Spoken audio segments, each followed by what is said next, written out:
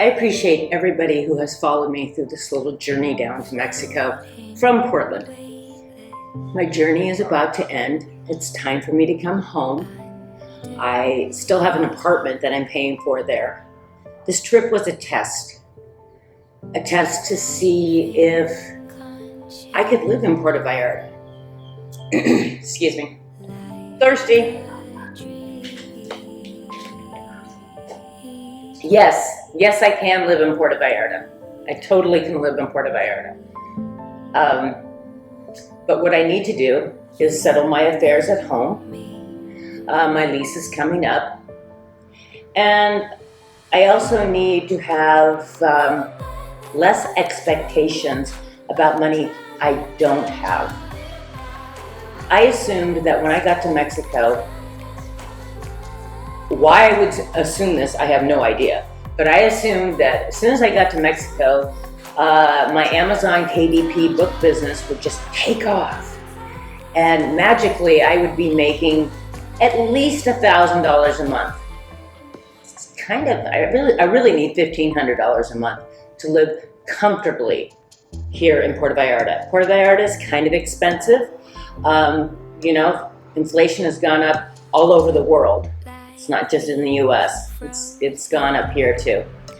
And so I need to go home and I need to work harder and more with my Amazon KDP business and a few other things that I have up my sleeve. I need to sell some things and then we'll see where we're at in a couple months. I will miss the ocean. No, I'm not talking about beach days and frying my skin and eating sand because the waves are so strong. I'm talking about sunsets. And I'm talking about watching the sun go down, golden hour, watching the sun go down. And after it's gone down, still sitting there, feeling the sea breeze and the sea mist and the salt air on my face.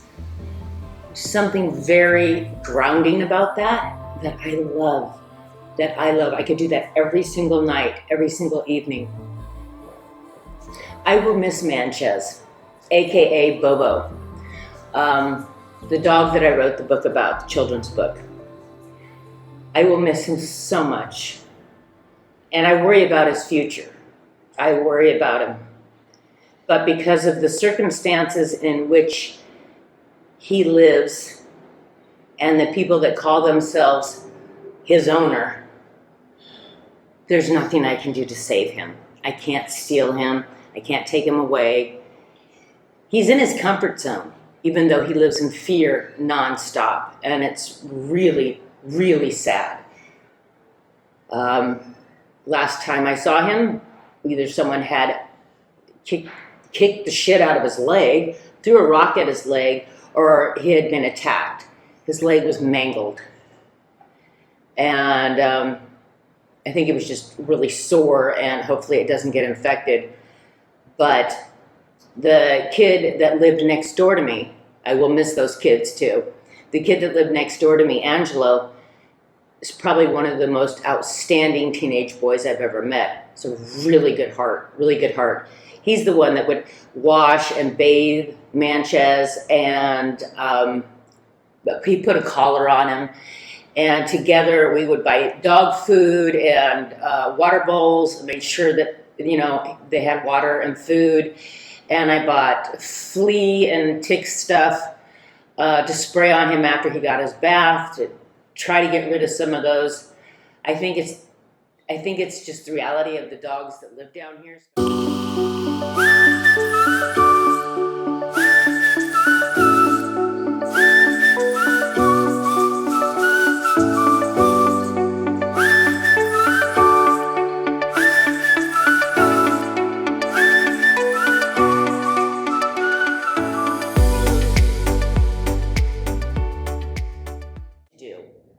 Can I live in Mexico? Yeah. Do I need to make more of an income? Yeah. Do I ask questions and answer them myself? Yeah, I do. On the side of the head. I'm not good at winging it. I tried to write out a script with a little help from Chat GPT, which I actually love, but it's not my voice. It wasn't my voice. It's not who I am. So I scrapped that and I'm just winging it right now, okay? I still struggle with depression, and I need to continue on my healing journey with that. That is something I'm still struggling with. And just because I'm in Mexico doesn't mean it's magically gone. You know, the first week there are shiny, bright new things that distract you. But after about a week, if you have depression, it's still there. It's still there. It's still under the surface, like a disgusting tick, blood-sucking tick. At one point, I thought I wanted to be like this travel vlogger and blah, blah. But I don't want to do that. I don't want to run around the world. And if I did, I would be a very slow traveler. I like to be comfortable. I like to be familiar. I like to relax and stay in one place. As long as I feel safe and life isn't really challenging, then I'll stay in that place. Now this test worked because now I know what I need to do and the steps I need to follow and the goals I need to accomplish to make living in Puerto Vallarta a reality. I know a lot of you are wondering, why doesn't she make videos about all the tacos she's eating? First, let's talk about tacos. When I'm at home, I don't eat roast beef every night, some classic U.S. citizen dish. Oh, there's a car. That's annoying. I don't eat that every night. So when I'm in Mexico, I don't want to eat tacos every night. Get real. Maybe once a week is plenty. I really miss diverse food.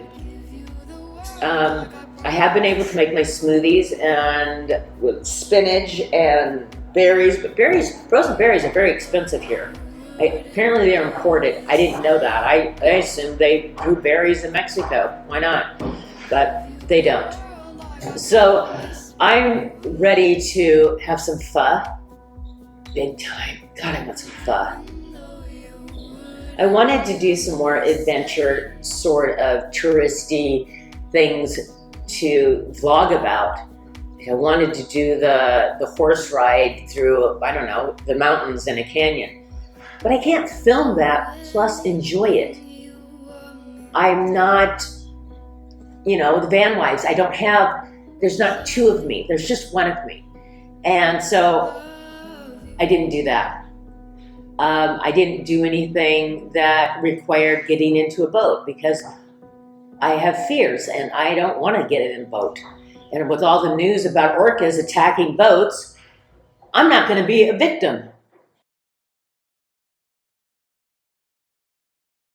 And I thought that would be a great idea. Wow, the river was fabulous. The river was fabulous. I've always wanted to go up there and I've always wanted to go swimming there.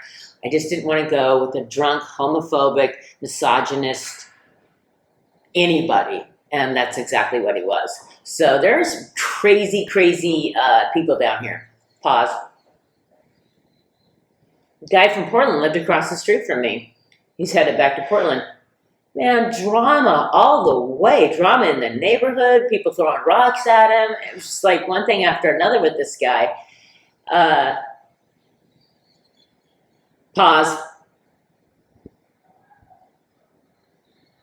A woman from Portland who is an author who I really wanted to get to know. I was at the restaurant where you can get green juice, and she stopped and we chatted for a minute. She didn't seem that interested in engaging.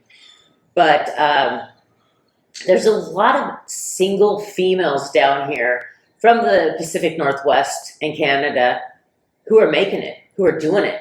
But they work online and they have either tech jobs or they have solid income coming in. And I just don't have that yet. That's all. So I love you, Mexico. Pause. I love Mexico. And I love Puerto Vallarta. And this is my retirement plan. This is.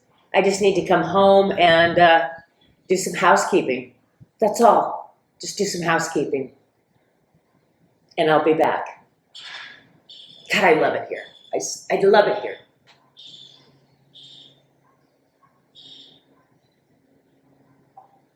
Pause. I'd give you the world like I promised I would. Even though you wouldn't do the same. I'd give you the world like I promised I would.